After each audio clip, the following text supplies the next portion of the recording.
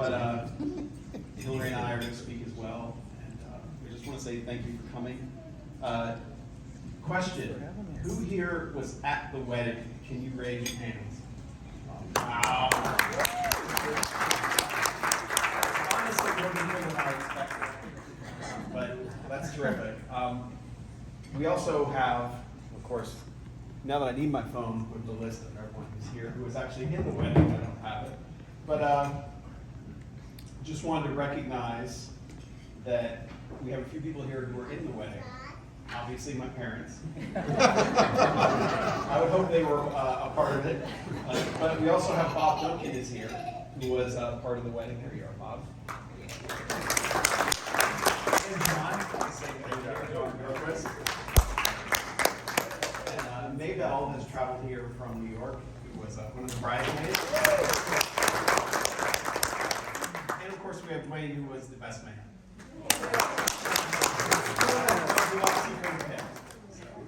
I also want to acknowledge a few people who come from out of town. We really appreciate you making the trip here. And it's so great to see so many people here. I know a lot of you are local, and a lot of them had to travel for a ways. I know Joe and Nancy, who have come from Florida. You actually drove?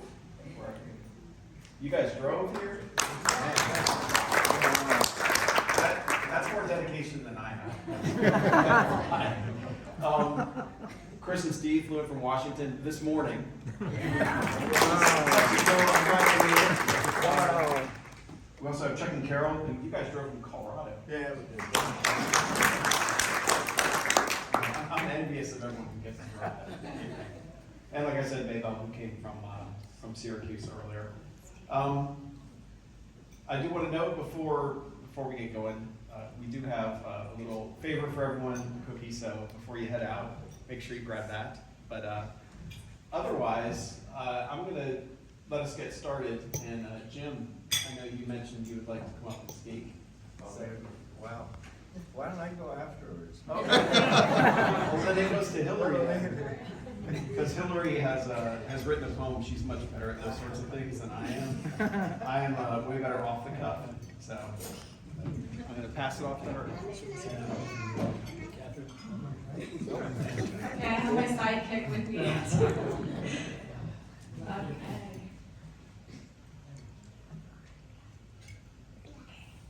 So I have a little poem, because I'm not good at off the cuff, so this is my cop out. So they met after a softball game when my mom was wearing a pretty dress. She didn't think much about my dad, who was a sweaty mess. But somehow a phone number scribbled on a paper she gave. My dad called the next day. He must have been brave. He said he was from Minnesota and grew up on a farm. She must have thought, he probably can't do any harm. They went on many dates and things were going well. And then a car hit my dad, and off the motorcycle he fell. My mom nursed him back to health after several weeks. My dad began to feel better, so things didn't look too bleak. After some months, my dad got down on one knee, and as they say, the rest is history. They got married in New Jersey, my mom's home state. Then they moved to Ohio, or Georgia, I can't keep it straight. Eventually they settled in Florida for good. Then they began the journey of parenthood. Josh was born in 1976, a healthy baby boy. I was born 3 years later. Hopefully I was a joy. I'm sure that along the way, many sacrifices were made. My parents didn't let on, they didn't seem afraid. Fast forward a couple of decades, and empty nesters they became. Much travel they have done, who can say they are to blame? They've watched both kids get married, Josh to Jen and me to Chris. They've taught us how to love one another in wedded bliss. In 2019, grandchild Catherine was born. My folks like to babysit her and don't seem too worn. Now here we are. Now here we are at 50 years of marriage. It's hard to believe. A half century is a milestone that is hard to achieve. Well, I'm running out of rhymes, which means you're in luck, as I don't really want this poem to run too far amok. So would you please raise your glasses? I don't have a glass. For Judy and Dave, thank you for coming and for making this party a rave. Cheers! Cheers! Jim, do you want to? Yeah. Can I get a sit-in?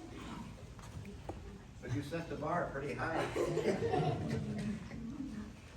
Thank you. I used to write some of these goofy things for my working buddies when they retired, and seeing that people got kind of a kick out of them. So I thought I'd see if some inspiration would hit me, and I could write one for Dave and Judy. I hope you like it, but if you don't, I'd like to say good afternoon, ladies and gentlemen. I'm Dave's cousin, Ken Corbone. But Ken isn't here to defend himself, is he? Okay, here we go. Ode to Judy and Dave Maki on the occasion of their 50th wedding anniversary. When Judy met Dave, she said to herself, "This guy may be a keeper. I'm not going to let him roam. Together, I can see us making a happy home." Dave and Judy have 2 children, Hillary and Josh, both have spouses. You know, I better put these on. I did this, I typed it into the computer, and it was good, and then the damn printer didn't work. So thank God for School District 698.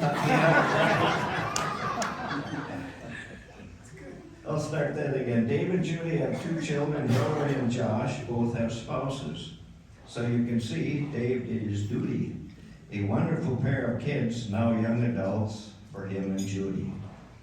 Dave and Judy have a granddaughter, Catherine, the light of their life, and they think now and then, wouldn't it be nice if our grandchildren numbered 10? Uh-oh. Dave and Judy welcome winter-weary family and friends to their home to enjoy Florida's warmth and fun. Relax, maybe get a tan, but don't burn in that hot Florida sun. The welcome mat is always out, hospitality at its best. Each visitor at the Maki home is a special guest. Even maybe a first-class pass to see Arnold Palmer's tournament at Bay Hill. For a guy mired in snowbanks, seeing the pro golf stars up close on green grass is really a thrill. Judy loves antiques and goes about her business singing a happy song. Maybe her love of antiques is why she's kept Dave around so long.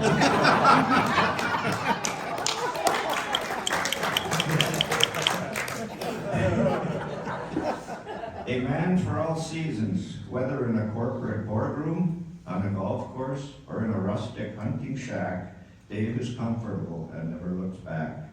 Among his greatest joys are the times spent hunting, fishing, and golfing with the boys.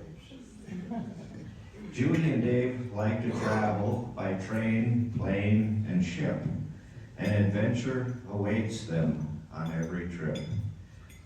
Did you know that Judy is frugal?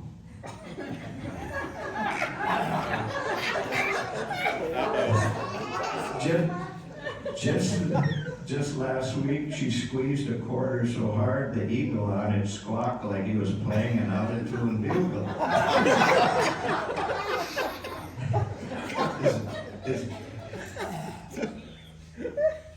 I have a question for Catherine. What sound comes out of Grandma's purse when she puts her hand in it?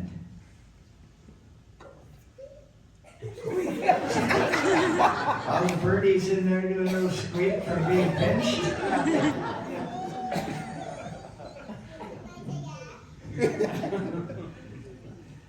So, Judy and Dave recently bought 80 acres of hunting land.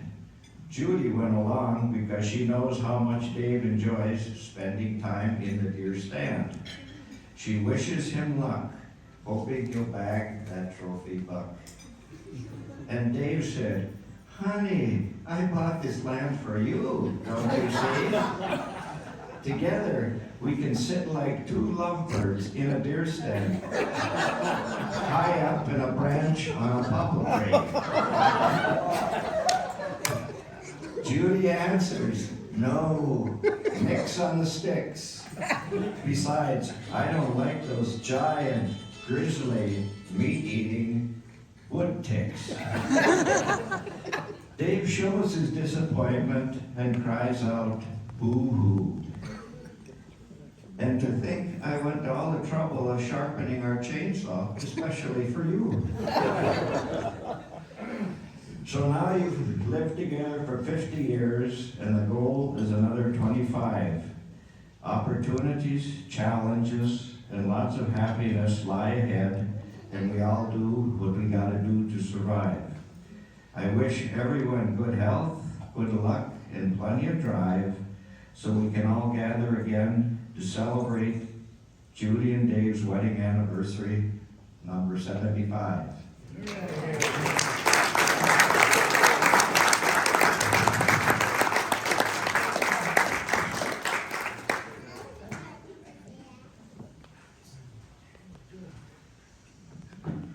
Okay, that's a tough act to follow. Jim. Did anyone else want to come up and say anything? I know that's a tough one to go after, but I guess I get to now. So, I'll say now I have an outline for the speech, and I know what I want to say, but I have not practiced this. I have not rehearsed this, so this we'll see how it goes. So,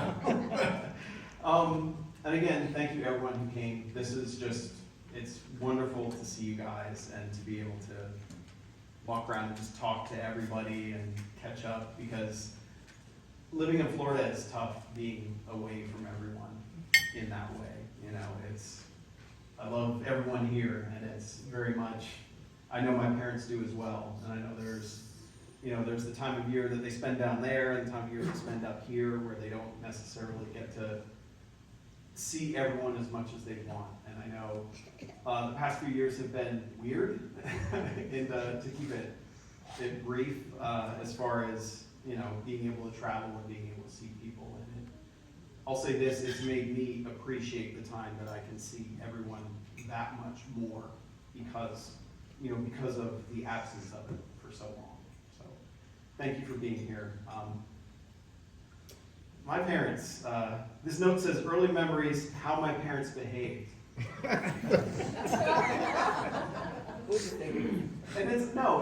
you're acting like it's going to be a bad thing. My parents have always been loving. And it's one of those cases where when I was young, even from a young age, I could contrast them with my other friends' parents. And I'd be like, wow, my parents like each other way more than my friends' parents. Like, they get along well, and they do stuff together, and they do things with us, and they were always involved in our lives. And I didn't always see that, and I felt bad for friends who didn't have parents like mine, and didn't have a sister like I had, who was always involved in all the family stuff. And, it came from, I guess, early on, I realized just how important family is to both of my parents, and how much everyone here and everyone that couldn't make it means to them. And you appreciate the friendships you've made more, and you appreciate the family you've made more because of it, because it was so reinforced for me. And I know it's such a big thing for them to be around everyone and to feel that love and feel that shared feeling that they have. And a big part of that was,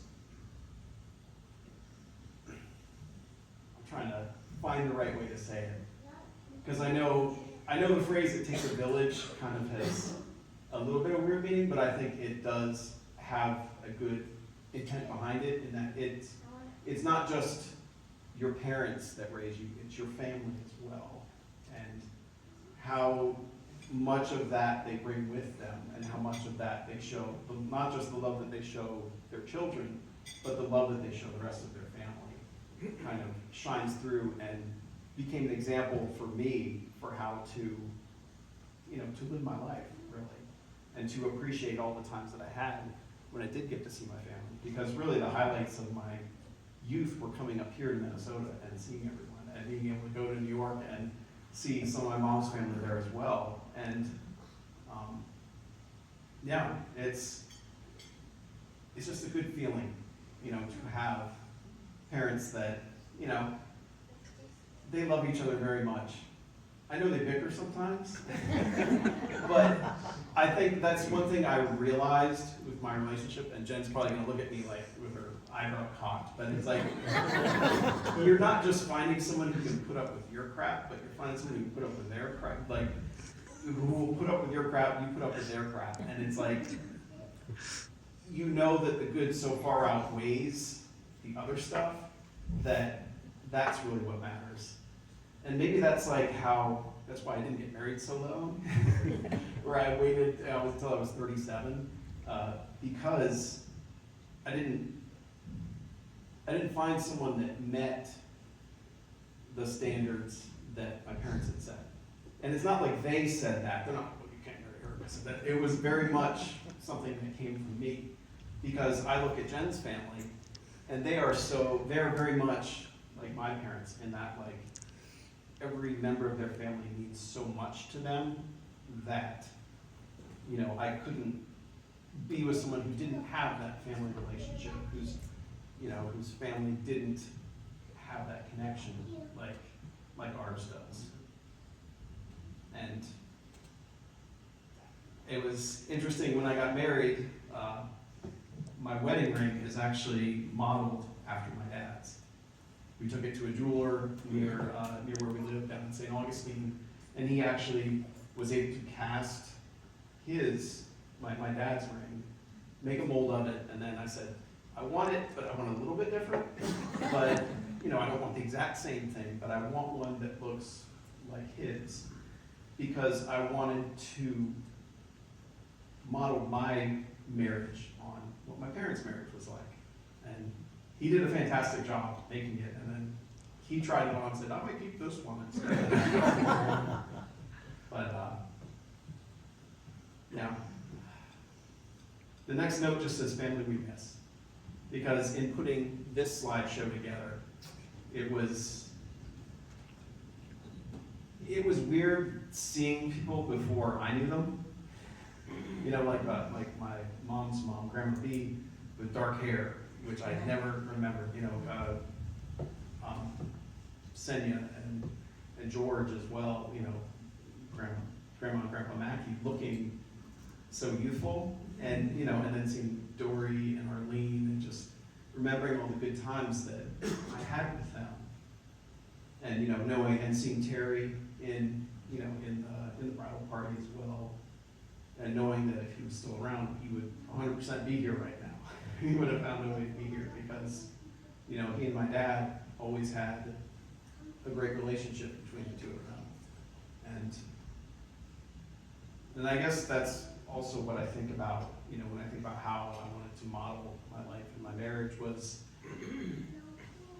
how generous my family was towards everyone, and how, it didn't, and this in some way pertains to me as well, in that, Hillary was the one who got all the A's and did really well in school and all that, and I was not. But there was never any judgment. There was always, you need to work harder. You need to be better than you are. But there was never blame when I didn't meet that. And I think I'll always appreciate that I was never pushed into the insurance industry. Because I can't tell you how many friends I have where it's like, I'm an accountant. And it's like, why are you an accountant? Because my dad was an accountant. And it's like, I did not want to be an accountant. And I did not want to be an insurance agent either. So, no offense. But I probably would have made a lot more money if I had gone into insurance. But but there was never a judgment, and there was always a generosity and a love behind everything from both my parents, and I really appreciate that. And I guess the last note I have here says, never take it for granted. And we had been blessed with great health for a very long time in my family. And then, as you know, in the middle of COVID, my dad had his heart issues and had to have heart surgery and had to bypass and all of those things. And even in the midst of it, I never really thought of it as, oh, he could have been gone. But he realized that he could have been gone. And I think I didn't appreciate that from him, because I remember the first time he went for a procedure for AFib, they were going to shock his heart, and it's not the least dangerous procedure you can have. And he drove up to Jacksonville just to talk with me, tell me he loved me. And, he'd always said that he loved me, all throughout my life, but I think that conversation was the first time I felt it, because I realized that he wanted to have that conversation with me because there was that, 1% chance that that could be the last conversation we had. And he didn't want it to be over a phone, he didn't want it to be any of that, he wanted to speak to me in person. And being in my mid-20s, I think I understood it a little bit, but I understand it way better now.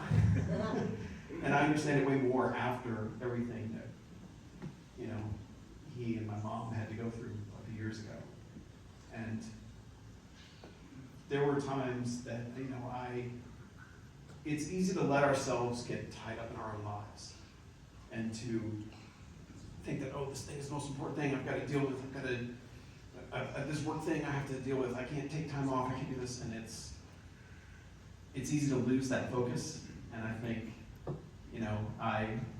I lost that a little bit, but I also think understanding it now and realizing that we have a cycle. There's a cycle with parents where parents are the strong ones for you for so long, and eventually there comes a point where the children need to be the strong ones for the parents and give that support that they've been giving them and basically give it back. And it felt good to be able to, to help them and to be there for them in a way that I hadn't in the past. So I love you both very much, and I don't know how to end this. But I really, really appreciate all of you being here, and I'm so thankful that it's been 50 years, and you're both here, you're both still together, you're both happy. And like Jim said, 25 more years. We should give it a shot, right? Easy peasy. I know when I hit 50, I'm going to be 87 years old. It's going to be tough. I mean, just like surviving that long. Demand your health. I don't eat the healthiest. Yeah. But I love you both, and I'm so glad that we can be here for this and that everyone is here for this. And for everyone that couldn't make it, I still, we appreciate the thoughts that they sent. And we're very blessed, and I feel like I've led a very blessed life, and so much of it has come from you guys. So thank you very much.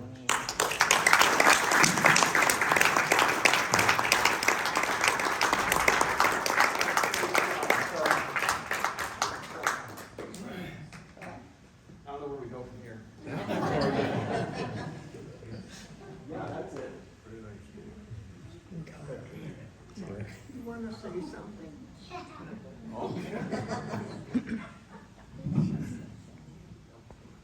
It's on.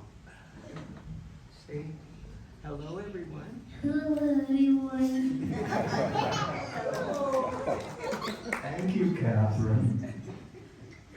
I-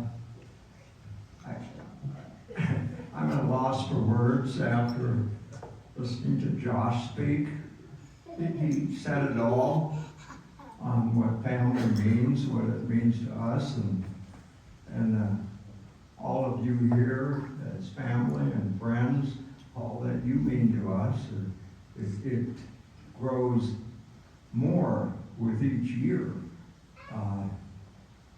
You realize how much they mean to you, and listening to Josh and Hillary is a testimony really to what our goal in life is to raise children who are better than you. And I think both our children are better than Judy and I put together. I think when we got married, you moved forward on a hope and a prayer, and it just takes more than that. Because Judy will agree that 50 years has been a real challenge. We're both very strong, independent people, and it takes more than a hope and a prayer to make a marriage work. It takes, you gotta believe that you can make it work, and you gotta, I'm from the old school where they used to say in marriages, till death do us part, and I'm gonna live up to my part, and Judy will live up to her part. I believe that. I believe in our children. I believe in our family. And without believing something and living up to it, it doesn't happen. So it's not a testimony to us, it's a testimony to our beliefs of what is the right thing to do. And without getting emotional, that's really, I can say, we face some real challenges, and for those who have been married more than 50 years, our friends Steve and Sally are here. We have someone here who is 87 years old, Josh, and it's brother-in-law Harold sitting right there. And they've been married 65 years, Shirley and Harold. So I don't know if anybody can beat 65 years here. Let's give them a round of applause.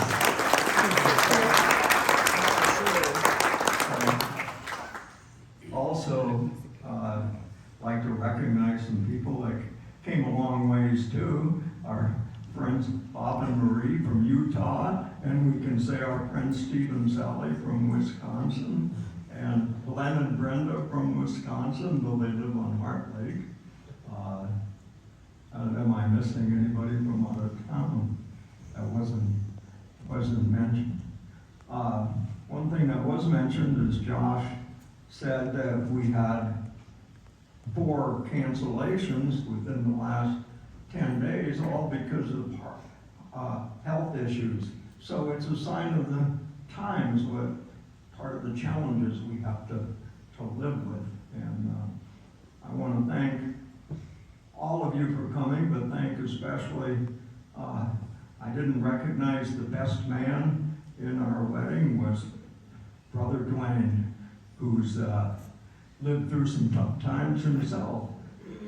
He's here, Brother Dwayne, and my childhood friend and friend today, Bob Duncan, and a friend of Judy's before she met me is Maybelle Moy. Thank you for coming. And all those from out of state that Josh mentioned. Oh, our Colorado friends who we met in Florida, but they have a hunting shack, or Chuck has a hunting shack right by Dwayne's house. Talk about coincidence. So, it's a small world. So, and lastly, I can't let the statements of my childhood friend and college buddy and close friend today, Jim Millicollo, I can't let him go without some rebuttal. Number one, all those pictures you saw of me, I want to clear up some confusion from earlier. That is not a wig. That is real hair. That was the 70s. So, clear that up. Jim lived 2 houses down in Floodwood, Minnesota from my grandparents, the Makis. And we were good friends in grade school and then got united in college through a total fluke.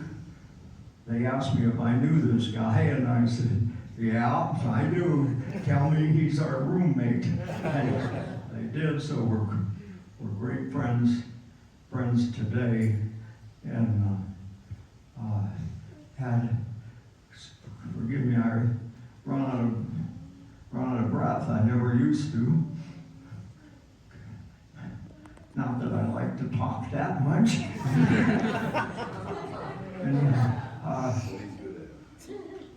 I want to end by, again, thanking everyone. It's just such an honor and to have you all here. You don't know how much Judy and I appreciate it, and all the support we've had from family and friends in our 50 years. It didn't happen without a lot of hope, a lot of help.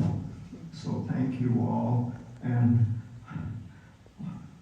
I'll remember later what more I was going to say, but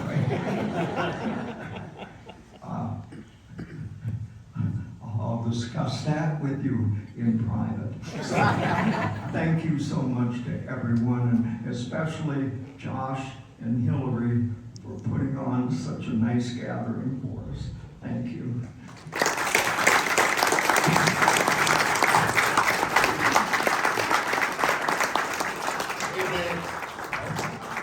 Don't I get a few words? Come on up here. Not a speech speaker. Come on up here. That come there? Oh boy. Everybody hear me? Yep. Gotta hold that mic close. Have we changed? Have we changed? Really? And everyone, wait. No, I didn't wear a wig then, and I don't wear a wig now. I didn't have one either. Still didn't have one. Good. Huh? Are you gonna tell them, let me have this. What are you gonna tell me? Dwayne was a real hit at the wedding. For all those. It must have been the band. No, yeah, we had a great band at the wedding, and Dwayne was a dance king. He brought back the only tuxedo that was split from the crotch to the back. Well, it's hard. Pants were too small to start with. It's amazing, 50 years. Dave and I were 75, and I look around and there was no grandkids. Everybody, there was some grandkids. Now we got kids, friends, more kids. Now I got rug runners. But things have changed in so many years. To watch people grow up, amazing. You get people into the family, you lose family. Mom and Dad, Doris, Arlene, not my little sister yet, and my brother. But you gotta admit, things are actually pretty good. Thank God for everybody here. Let's keep on doing it.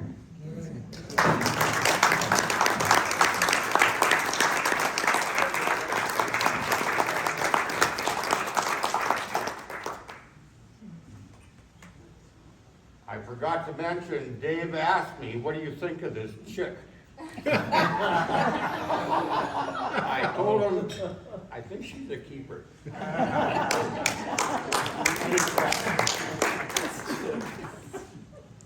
probably you all know I am not one who likes to speak. But I do have to thank Josh and Hillary for this lovely event. It was not easy because Josh is in Jacksonville, Hillary's in Virginia, and there was a lot of coordination back and a lot of phone calls and trying to get this, everything put together. And we are very, very grateful for you. Thank you so much. I also want to say that I am not the speaker, and as everyone knows, Dave loves to speak. And on our wedding day, he was supposed to do a reading in the church, and we got to the altar, and he said, I can't do it, I can't do it. And here I was crying, my eyes out. And I went over and I did it. And then I sat down and I cried some more. But anyway, because I was happy. Okay, we're not going to go into the whys right now.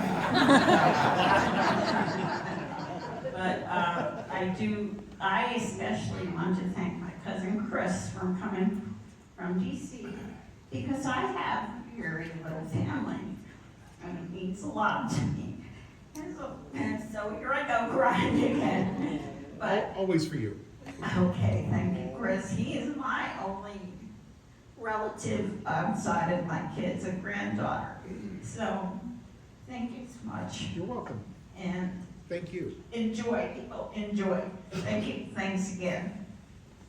Have a good day.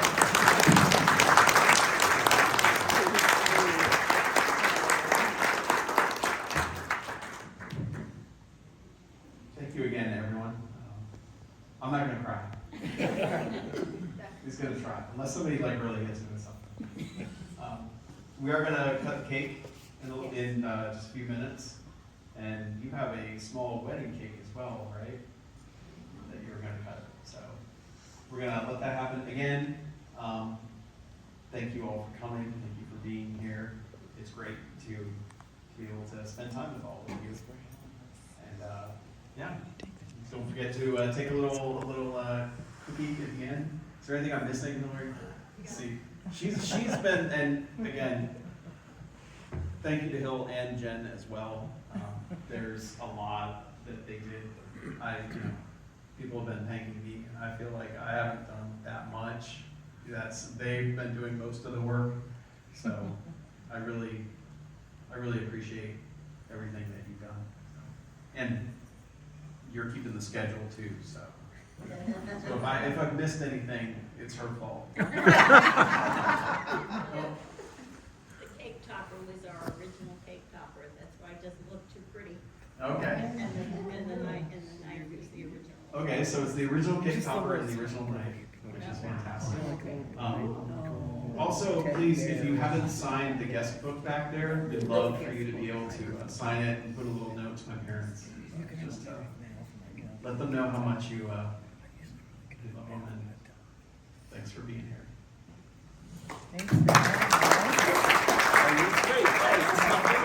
I'm inspired. Oh, boy. Judy can talk, I can get up and talk. I really don't know if I like to, but I couldn't let today go by without just saying how much I love you guys. I feel so incredibly lucky to have such amazing mother-in-law and father-in-law, and you really are providing an amazing example that I want to live with Josh. And it really does make it easy when you marry your best friend. I know that might sound a little cheesy, but it's true. We do everything together, and we don't get sick of each other, even in a pandemic when we're literally working elbow to elbow. So I sure hope that we can celebrate our 50 years when the day does come. And thank you both for being a great example, and I love you both. Congratulations. Happy 50th.